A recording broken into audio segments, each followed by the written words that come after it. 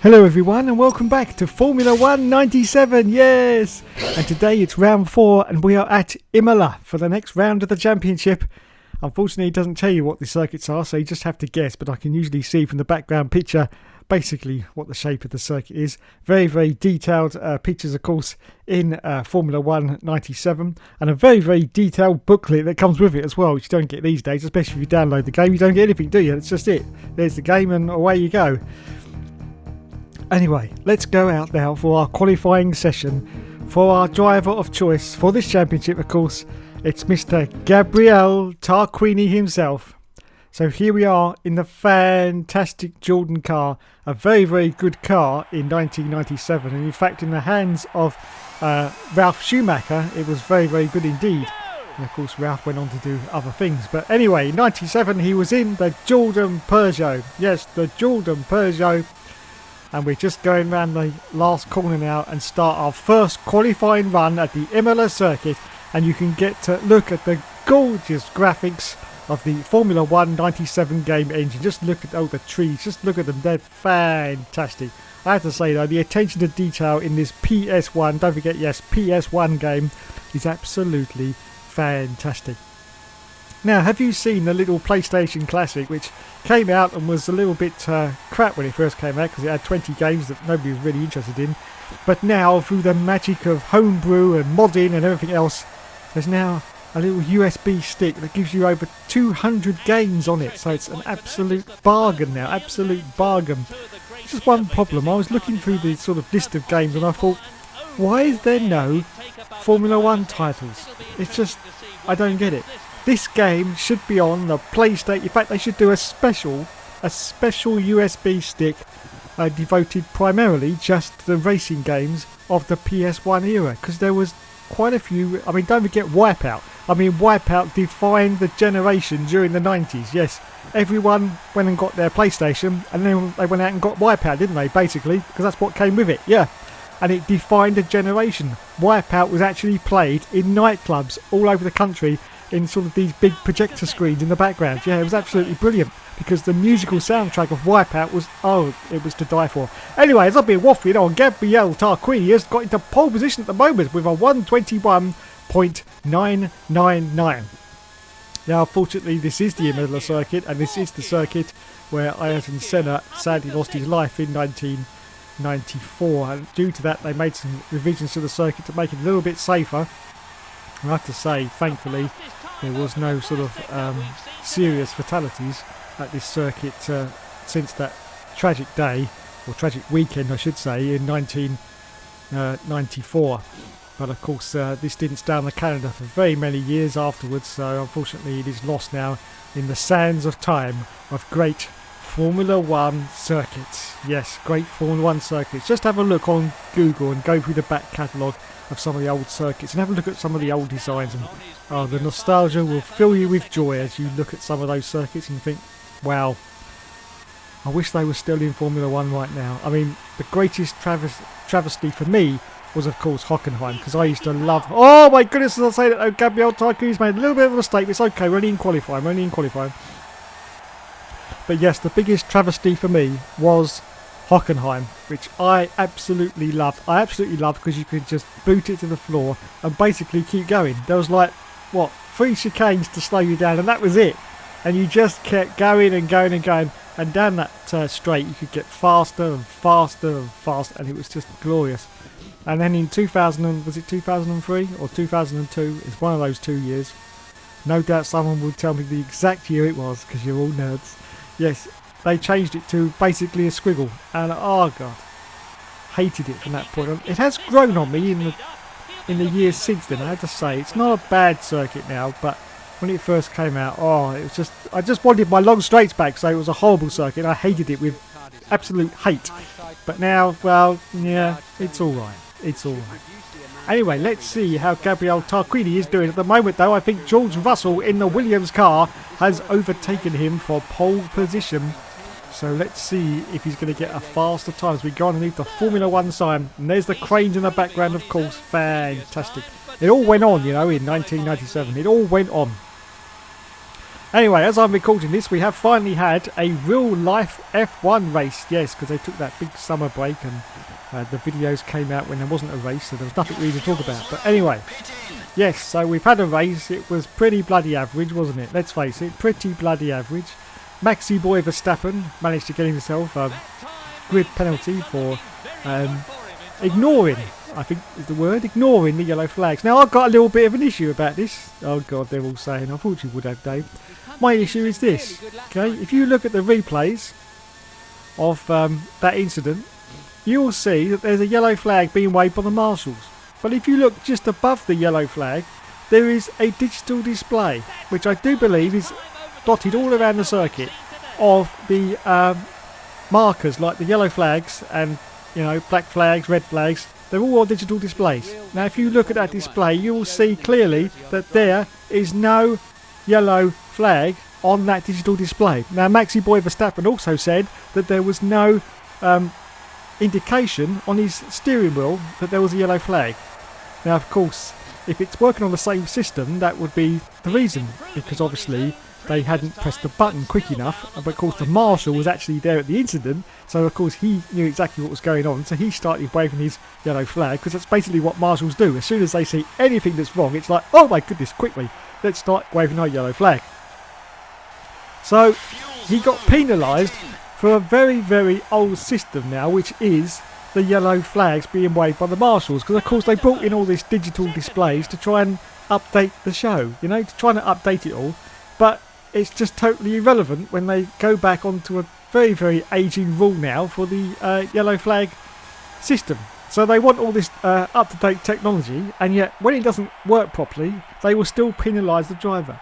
Now, they also said that Maxi Boy shouldn't have admitted that he didn't lift. So what was he supposed to do then? Lie? I mean, this world's gone crazy. 1 minute you're supposed to tell the truth, the next minute, oh, don't do that. No, you should have lied. You should have said you did lift. You did lift.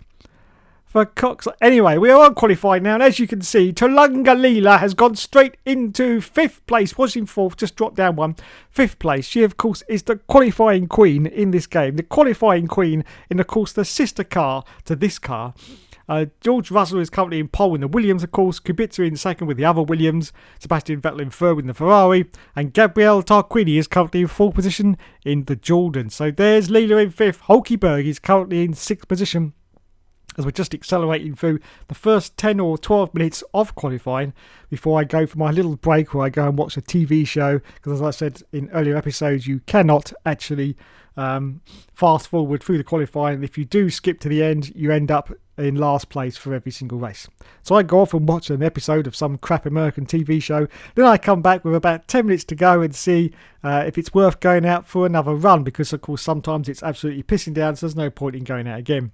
So there's the scores at the moment. Anyway, Russell still in 1st position, and a little bit later into qualifying, well, you can see there's only 5 minutes left actually of qualifying, and Gabriele Tarquini is now in 6th position. Leela is now ahead of him in 5th place in the other Jordan. Daniel Ricciardo in 7th. Kubica now is in pole position.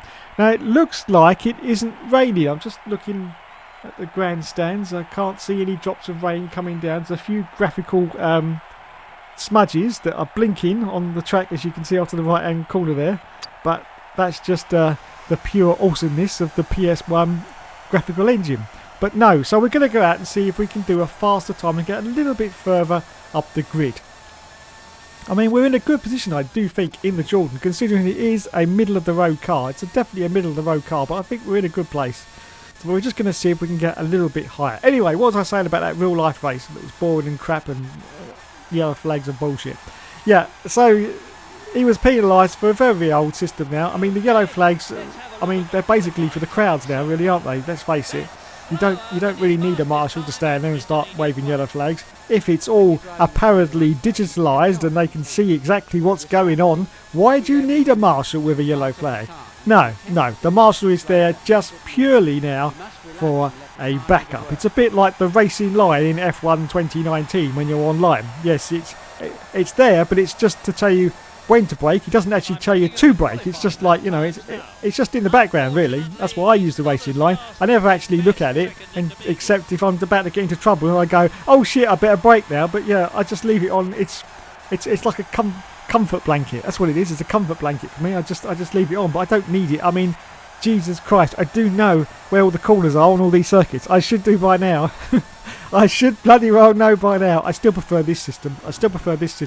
Where it goes a little bit darker as you go into the corners and you can see the bit on the track there. I still prefer this. I wish Codemasters would adopt this, but they won't. They'll keep with that horrible racing line, all the different swirly yellow colours and the red colours on your back.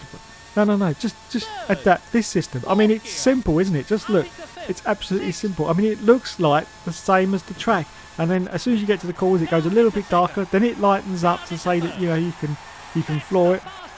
And that is actually the racing line in this game. In case nobody knew, they just thought it was some sort of artifacts left on the track. No, that is the racing line. But it's just a beautiful system. And we're going back to 1997 now, but it's just a beautiful system. And it should be adopted again. I did like Gran Turismo's latest system where it's just a constant coloured line. That was pretty good, but you know, this is just absolutely epic. It really is absolutely gorgeous. Anyway, back to that real life race. So they penalised him for some marshal holding up the flag, and he should have lied. He shouldn't have told the truth. Does anybody wonder why the F1 is in such a state? Does anybody wonder why? When people come out with statements like that? What the hell was he supposed to do? I mean, there's telemetry on all these cars, you know. They're going to know whether he lifted or not, even if he said he had or whether he hadn't. They're going to know there's telemetry. So it's a bit bloody stupid saying, oh, well, you should have shut your mouth. Should have kept your cake hole shut. Because they would have found out anyway.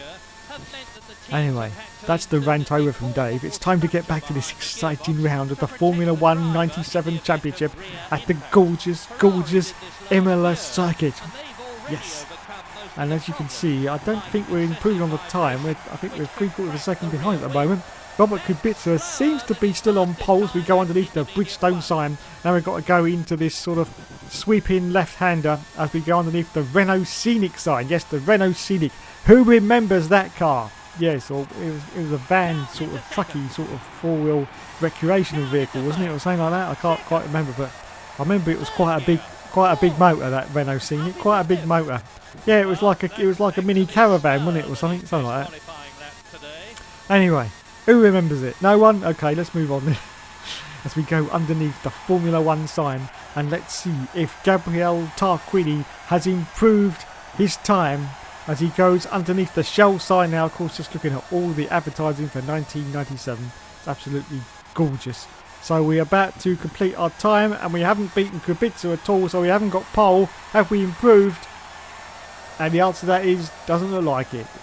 Nothing's come up on the screen, so I think we're going to stay in, I think it's 6th position, which is still very, very good indeed for this race, 6th place.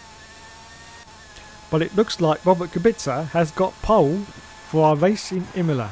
It's very, very sad to see that Robert Kubica is retiring, or should I say he's retiring from Formula 1 after this season, so there will be no more Robert Kubica, and of course he won't be going to any other team. It was a very, very brave effort for Robert Kubica after his serious hand injury in that rally to have come back and actually got into a sort of competitive state of mind, I would say. Everyone knows about the Williams car and how bad it is, but is he really doing that bad against George Russell? I don't think he is really doing that bad when you consider that he's come back from everything.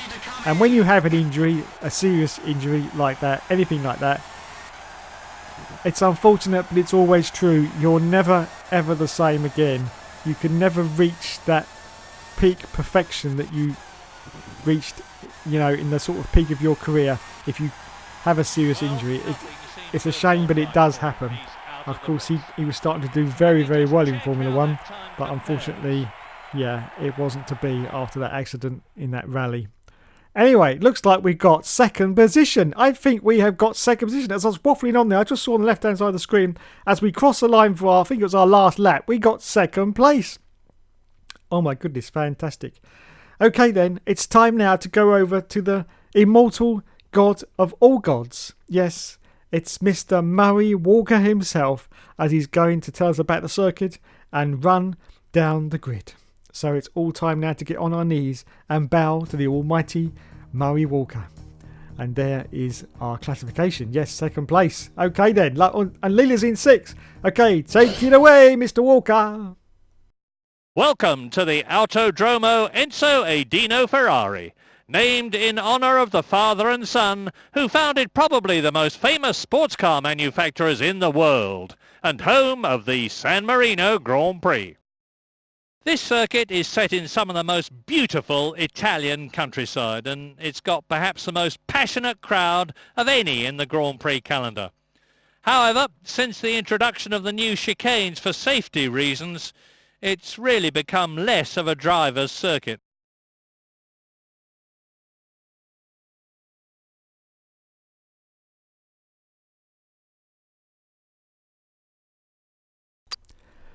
So here we go then. Very, very exciting as it always is for the start of the Formula 1 Grand Prix from Imola. We are in second position for Gabriele Tarquini in the Jordan Peugeot, just looking behind him, and he's checking that his steering is okay as the 5 lights go out now, and it's time to say go, go, go, and it's away he goes. Well, it was a pretty decent start, but he gets overtaken by the other. Williams, of course, almost gets taken out by the Ferrari. I think that's Sebastian Vettel as well, as we go into turn 1 now, and oh my goodness, both the Williams are sort of having a little battle there, but it's okay. And now they're going to single file formation, so we hold on to third place. But look at this, Gabriele Tarquini is going for a move on one of the Williams, but he backs off out of that because he knew that he was going to collide with that Williams if he tried to dive down inside, because the cars in this game actually can't see you very well, so you have to be very, very careful. And of course, the slightest bit of contact and you have lost, yes, you have lost that front wing on the car, and it's time for another pit stop. Now, we've gone for a one-stop strategy in this race. Most of the cars do 2 stops, some do 1, but not very many. And this is to give us some advantage, maybe a 15-20 second advantage if we run into trouble at any point along the circuit. At the moment, Gabriele Tarquini has done a fantastic job, as you can see, from second place. He's only lost 1 position, but of course that's to the Williams, which is very, very expected because it's a very, very fast car. And the Jordan Peugeot in 1997 was a midfield. It was like the Renault of today. Yes, the Renault of 2019 is basically the Jordan Peugeot. Or maybe the Force India as well. Or sorry, the Racing Point, whatever you want to call it. But one of those cars is possibly what the Jordan was in 1997. Anyway, that's the end of lap 1, and Mr. Gabriele Tarquini holds on to third position. But where is Turanga Leela? She was just behind us, I do believe, in I think about 5th place, but there's nothing on the board. We will see. Oh my goodness! Oh Jesus Christ! No, it's contact with the Williams. No, both the Williams have taken each other out, and Gabriele Tarquini has crashed straight into one of the Williams. I think his wing has gone. I think he's. Oh no, no, not the front wing, not from first place. No. Let's have a look as he goes through the turns. I can't quite see if that wing's gone or not. It's very, very difficult in this. I think the wing has gone. Oh no, he can't get around the corners. Yes, the wing has gone. The wing has gone. He's going to come into the pits now. He's already lost 1 place from the Ferrari. Oh, what a disaster. What a disaster for Gabriele Tarquini.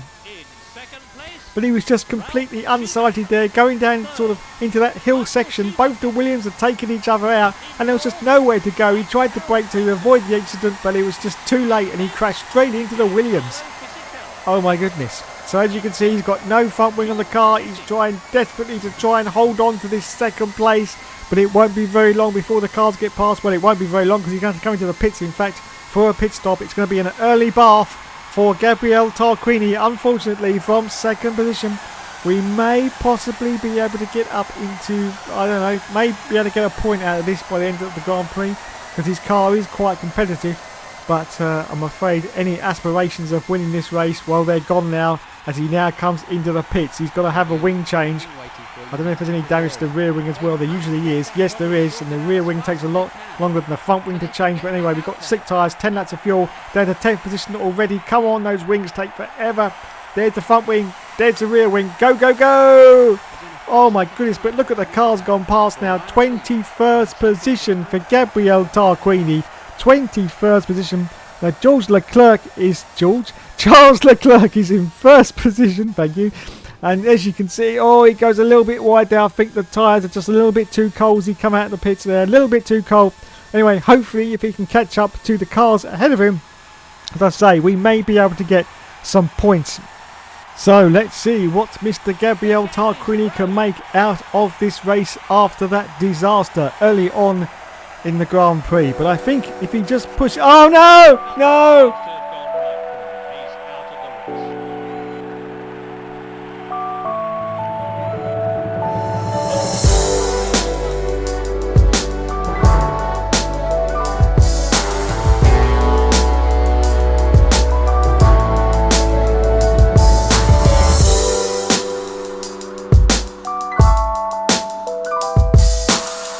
Bugger.